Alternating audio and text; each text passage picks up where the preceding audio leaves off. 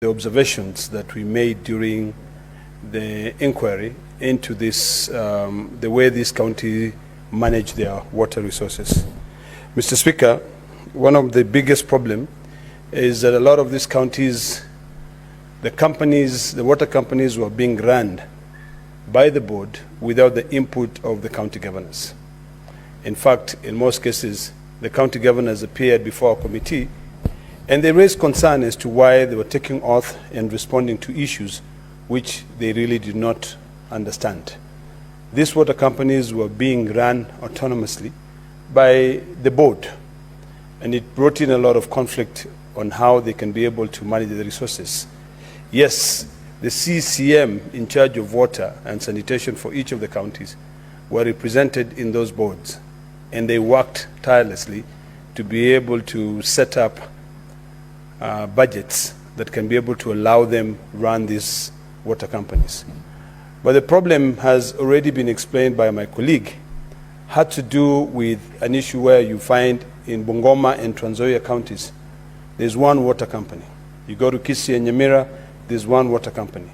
So it brings in the issues of autonomy on which county can be able to generate more resources. So when we looked at that, our committee highly recommended that each of the 47 county governments have their own water companies. We also had a big issue looking at the issues of regional water bodies. The Constitution is quite clear in terms of water and sanitation. Water and sanitation are devolved to the county governments. However, if you look at the third schedule of the Constitution, the national government also has a role to play when it comes to the issue of protecting water sources, securing sufficient residual water, hydraulic engineering, and safety of dams. When we sit in this house, Mr. Speaker, we also confuse the whole process, because I remember there was, during the time when we were interrogating these counties on how they're managing their water resources, there was a Water Act which was being amended. And if you notice, the proponent of that Water Act were moving away all the functions of managing even local companies to the national government. So that brought in a huge conflict. And I think it's about time that all of us now look at how we can be able to really fight for devolution. One of the key recommendations of our committee was that each of the 47 counties have got to look at their resources so that we can avoid this non-revenue water. They look at what they need from these regional bodies, but ultimately work towards managing their own resources. My colleague has already elaborated clearly on the losses that each of these companies were getting. There was a lot of unaccounted for water, and this unaccounted for water came in as a result of dilapidated infrastructure, because there's so many leakages. So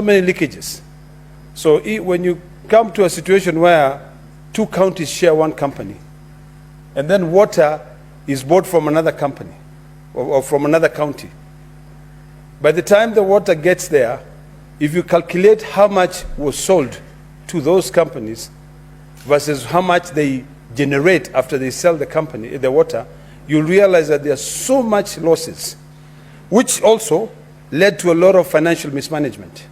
When we are looking at the case of Nairobi, Mr. Speaker, it was very difficult to be able to tell how much was that company earning. In fact, some of these companies ended up just being, sort of like corruption's dens, where people who work in these companies end up just starting their side water companies, buying water bowsers, so that they can be able to sell, because the mismanagement in the companies that were running water services was so high, such that it was impossible to be able to ensure sufficient water supply. And this is a function of the national government. The national government has got to ensure that there is a sufficient sustainability of water supply to all the counties. So, Mr. Speaker, this was the first time that this Senate was looking at these water bodies. There's still a lot of work that ought to be done, quite a lot of work. And one of our recommendations was that, and I don't know whether that recommendation found itself in the report, is that each of the 47 county senators must now be able to interact on a very close watch with the water companies to ensure that these water companies, first of all, understand their budgets. Secondly, that the county governments allocate budgets to them. But these water companies must also be run to be able to produce enough water, which is sustainable to be able to provide for all the citizens of these sub-counties. And on top of that, we also have to deal with the issue of sanitation. You'll find that some companies only deal with the supply of water. But when it comes to the issue of sewage and sanitation, it is left for programs to be funded by the World Bank. We have to be very clear that these are our responsibilities. Today, Mr. Speaker, you will understand that there is a lot of shift on the role that the World Bank and the IMF plays in countries. Burkina Faso, as a country, the ruler of that country has said no to the support of IMF. IMF continue to rate our countries. In fact, today, a friend of mine sent me a small note and said, this is what is important to us, where the IMF has already downgraded Kenya and has portrayed a very dark future for Kenya just because we want to be able to control ourselves. So this trickles down. So our water companies must now be the responsibilities of the county governors, because the county governor is the CEO of that county. And if the CEO does not know how the waters are being run in those counties, it becomes very problematic. We now have a ministry on the blue economy. I think it is important that those water companies and that Ministry for Blue Economy work together to be able to set up huge dams, to be able to ensure that we have reservoirs. We have a big problem when it comes to Nairobi, as an example. The water from Nairobi comes from, I believe, Murang'a, or maybe the next county, and it passes through, and there are counties that do not have water, so the water comes here. So we need to now start asking ourselves, how do we ensure that there is sufficient water that can be able to sustain the residents of Nairobi by investing in big water reservoirs? This is a responsibility of the national government. If the national government can just take the third schedule, or the fourth schedule, and look at what their role is, and they put resources there, then we can be able to make a lot of difference. Mr. Speaker, let me reiterate again on the importance of each of the 47 counties establishing their own water companies, and they run them as a resource. They realign their own existing resources. We have a lot of water is washed away. Some of us who are farmers, we tap this water. If you go along most of the riverbanks, you will see people using the water which eventually will drain into the lake and using it for irrigation. We can as well encourage county governments to be able to establish water reservoirs where they can be able to tap into this water. So this is a resource that we can be able to, once we realign just our small existing resources, we can be able to ensure that it supports our population. Mr. Speaker, let me reiterate again on the importance of legislations. When we draft legislations or legislations are proposed in this House, we have to be cognizant of the fact that our Constitution have devolved certain functions. Water and sanitation, fully devolved. These water bodies, or regional water bodies, should actually be working with the national government to be able to develop policies, but not to now start running the distribution of water in the county governments. During the time when we were interrogating these water companies, we also spent a lot of our time talking to the regional bodies. There was a huge conflict between Kajiado County, Makueni County, coming all the way to the river when it comes to the issue of Lolturesh, which is a water source. That water, historically, was piped from Lolturesh, which is down Kajiado South, to come and water flower farms in Kitengela. So the residents of that area, Makueni County, were not getting any water. The residents of Kajiado were not getting any water. So it is important that we look at our own resources. And first of all, before we send that water to serve other people, we make sure that we serve ourselves first. Mr. Speaker, if you and I travel today, the first thing we are told on an airplane is that you need to buckle up first. And even if you have a child, protect yourself first before you do what? You protect that child. So I think we need to be able to take this logic in terms of when it comes to the issue of running our own resources.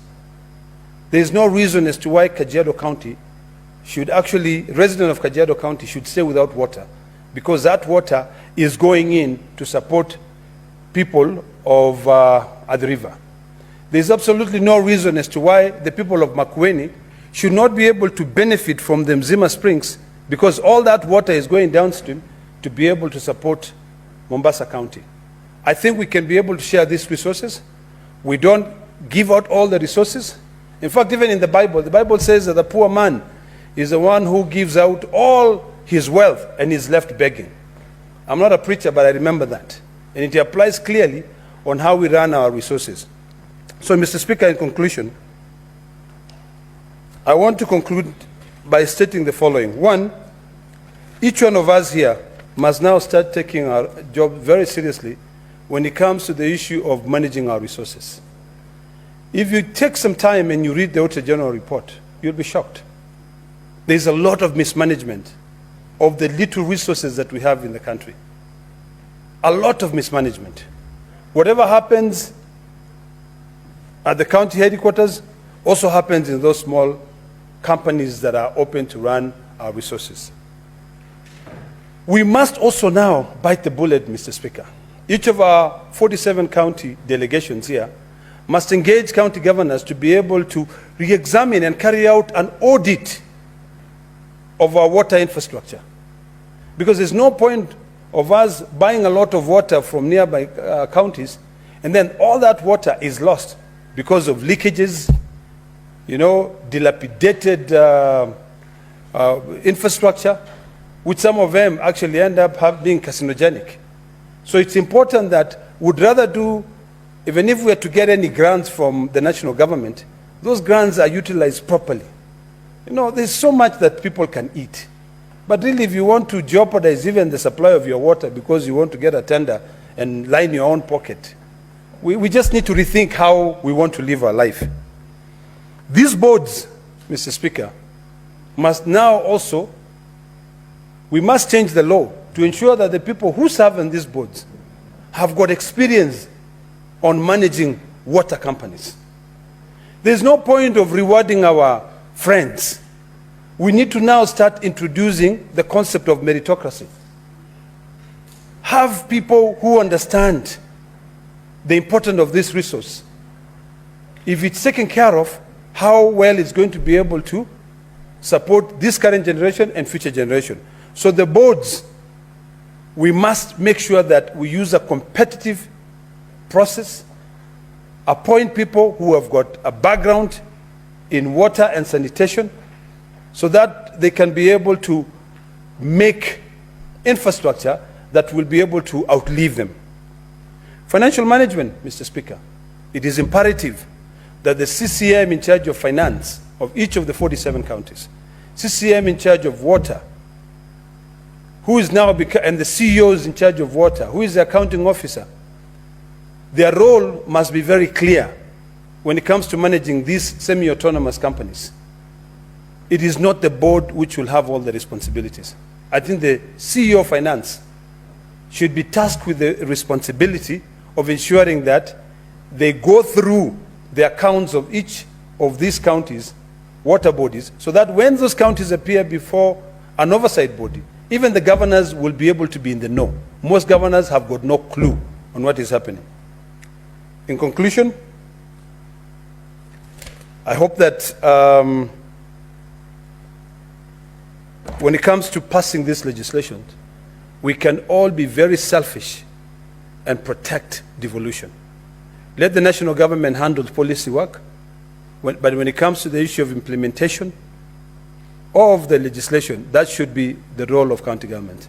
Mr. Speaker, with those few remarks, I beg to second.